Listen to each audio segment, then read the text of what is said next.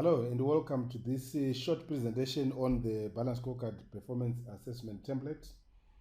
This is useful for those employers who are currently using the Balanced Scorecard or intend to use the Balanced Scorecard. So I'll take you through this template so that you can see the parameters within this particular template. I will not go through the process of goal setting. That will be for another day. So I'll take you through the template quickly.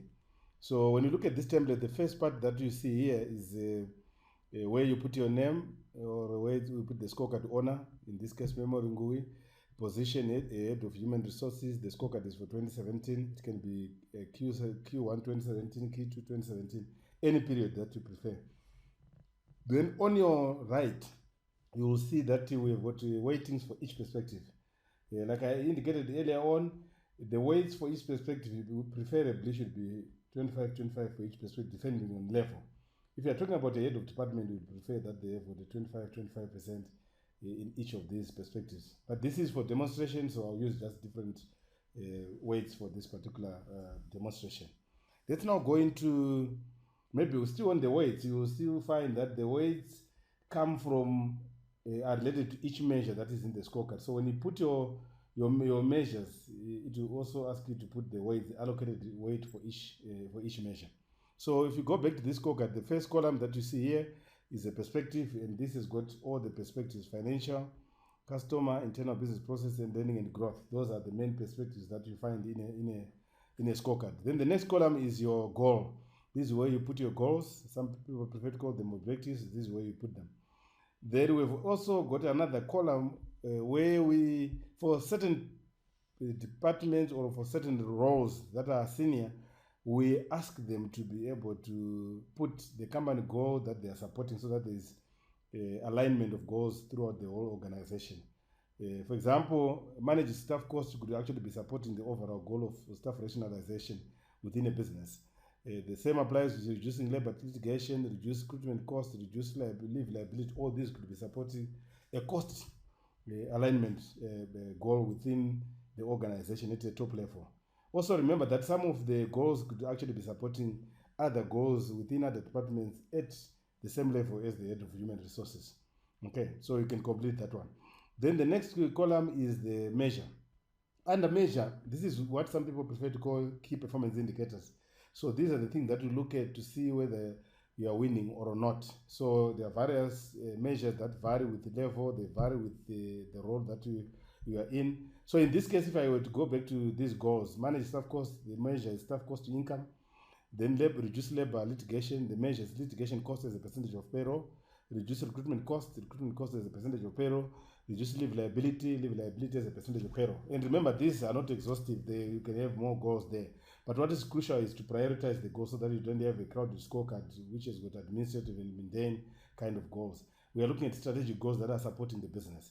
Then the next column will find that we've got a unit of measurement. The unit of measurement, you are trying to indicate assuming someone looks at a scorecard, you want them to be able to know, are you using dollars, are you using percentage, are you using days, what are you using to measure? Is it tons, is it grams? All those things are crucial so that people who do not necessarily understand the job can also relate to what you are measuring. The reporting frequency is how often do we track this measure? Okay, most people for certain measures find that their monthly reports, in some cases they produce weekly reports, in some cases they produce monthly reports, in other cases it's quarterly reports. So this is just for reporting purposes. Then target period, your target period, they're saying this measure that I have under measure here, for example, staff cost to income, what I should achieve it within what particular period. Okay, so we're saying the period is annually, and this period can be varied to quarterly, to half yearly, depending on what you want to do with your performance management system. Some people evaluate performance on a quarterly basis, which means this target period will have to change it to quarterly. Or alternatively, what you need to do is to have your yearly scorecard, which you then break down into quarterly if you want to measure performance quarterly. I want to take you to the best targets and stretch targets. Your targets, what they mean is that a target is the desired level of performance. And your baseline target just signifies the minimum threshold of performance that is required for any role. Anything below that is considered poor performance or substandard performance. And if someone is achieving below the baseline target, basically they are eating into the value that the business has already created. Then the stretch target, we are saying over and above the minimum that we have set for ourselves. What else can you give you? What more can you give me? The stretch target is the maximum that is possible. within the circumstances. So all the target, both of them, the baseline target and the stretch target, must be reviewed in the context of your business and in the context of the economic environment to see whether they're achievable or not. There's no point in having targets that are not achievable. Then we go to column number, the other column on actuals. This can actually be empty. I can take out all those figures. You can see the weighted rating is gone, the flag is gone. So what will happen, for example, if I go back to manage staff cost, you can see that staff cost to income, the unit is that, the reporting frequent, the period target period, and the baseline target is 32%, and the stretch target is 28%. I want to emphasize here, where you want a reduction in a particular measure, your baseline will be higher than your stretch, because what you're aiming is a downward trend. So in this case, we want less staff cost than more staff costs. So that's why you find that we've got 32% of revenue going to staff cost as a minimum, and 28%. If you are doing well, our staff cost should be within a range of 28% to income.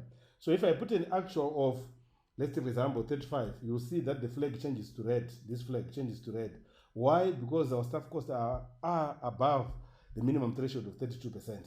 If I were to come here and put 20, you'll see the flag changes to green, and your weighted rating, also changes. So I can go on and put the weights are already there, so I can go on and put the performance there. You can see I go to recruitment costs as a percentage of payroll. If I put 15, you see it goes to red. Then leave liability, we are on 35% of payroll, which is normally what you find in most organizations. So you can see overall on the goals that I've got more weight, I've got this one, or staff cost, which I'm doing well, but I'm not doing extremely well on the leave liability goal, where I have achieved minus 10% weighted rating and giving me a flag of red. So you can do the same for all the measures. So when it comes to time of assessment, each subordinate must just bring in their completed scorecard with actuals. The role of the boss then is to be able to verify if these actuals are correct, and there must be supporting evidence. In most cases, we actually recommend that each manager or each subordinate brings their file with supporting documents. These documents or the evidence can be found in your documents that are already internal. It could be your HR report, it could be your financial report, it could be your works council minutes. There are many sources of evidence within your business. No actual should be accepted without verifiable evidence, and this is the role of the boss to make sure that all this is verified, so that we don't cheat people, we don't over reward people who have not performed simply because they've guessed the actuals. We want them to be able to give us the actuals that are supported by evidence. We go to the next one, the customer. You do the same thing. Recruit the right talent. Percentage of recruits passing probation is a key indicator for most HR professionals.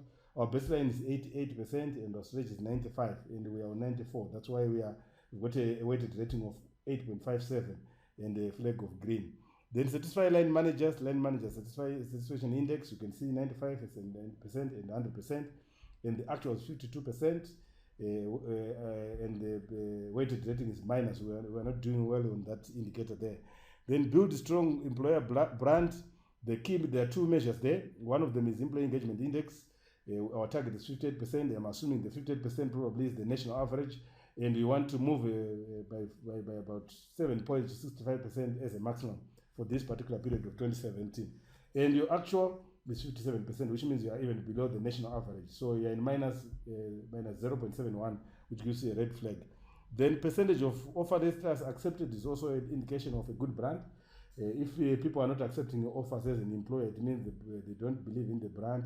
There could be scandals, there could be things that people don't want to associate within your business. So the higher the rejection rate of your offer letters of employment, the more you should get worried. So in this case, we've got a target of 90% as a minimum and a stretch of 100, and we've achieved an actual of 68%. Again, we're not doing very well on this one, giving us a minus achievement ratio weighted rating of minus 5%, giving us a red flag there, so we must worry about that. Then we go to internal process, reduce recruitment turnaround time, and under measures, we've got two types of measures: recruitment turnaround time on executives and non-managerial, and these are all given.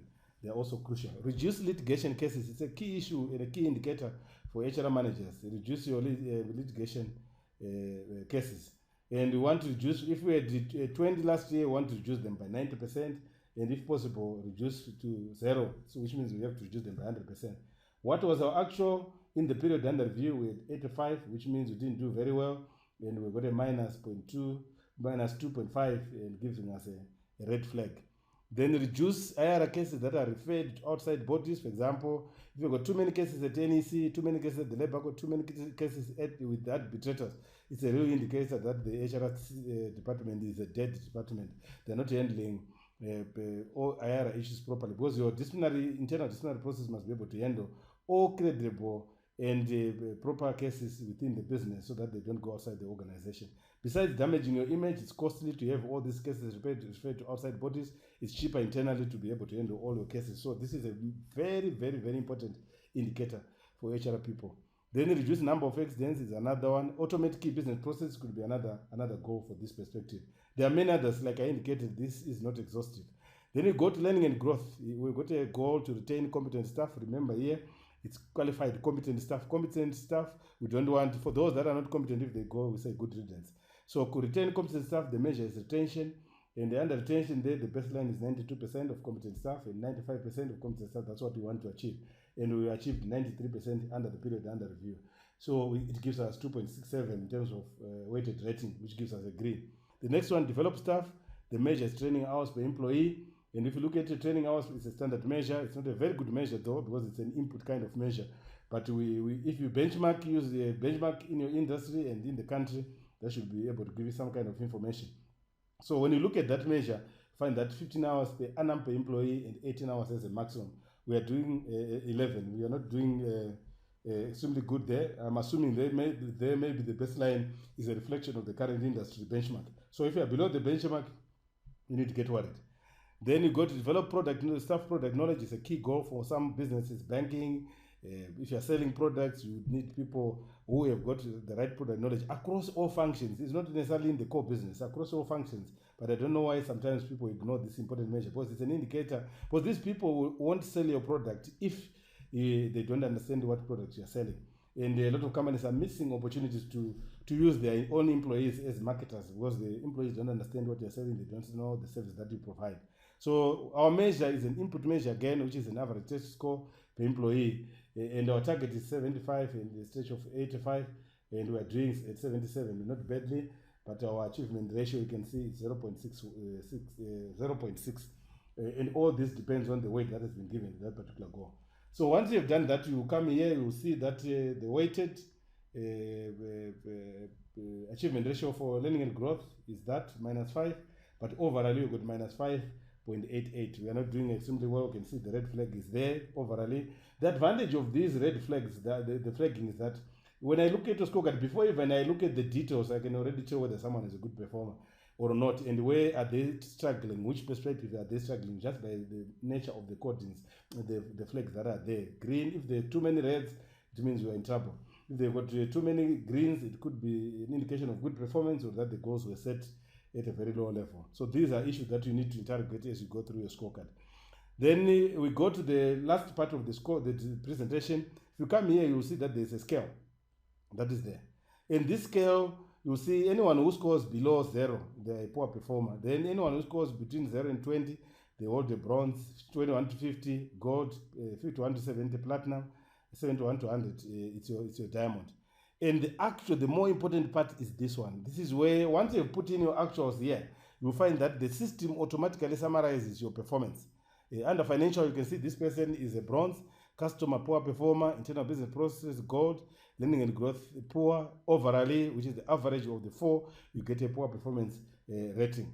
Easy, no cheating, nothing, not subjective, very straightforward and objective. That's exactly what you want in any performance management system, because the goal is to minimize the amount of error when you're measuring individual performance, so that you don't attribute good performance to people who have not performed, and you also don't attribute poor performance to people who have actually worked very hard. So, but you find in practice most of the performance management system that we have, the measurement instrument is poorly designed to such an extent that people don't believe in it, and people do it as a ritual. That's what we want to avoid by developing such objective measures like this particular one. So once you have done that, you also find at the bottom of this particular scorecard, you'll find that you have discussed with the boss, you provided the evidence, you have now agreed. This you can't change. I would emphasize that you can't change this. Why can you not change this? It's important. The reason is that whether you had challenges or not, we're assuming the challenges must have been addressed as we were going through the course of the year or the review period. Rather than coming here and say, look, okay, we didn't achieve this simply because of this, let's change the rating. The rating will not change. It's almost like saying you must accept your current state at first.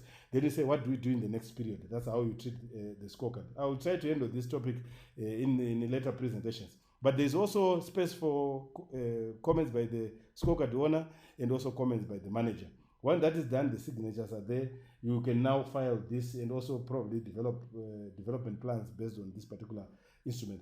I find this to be very useful. Where it has been implemented properly, you find that a lot of people love this because it's very easy, one page, easy to use, evidence-based, and that's where HR must go. Thank you very much.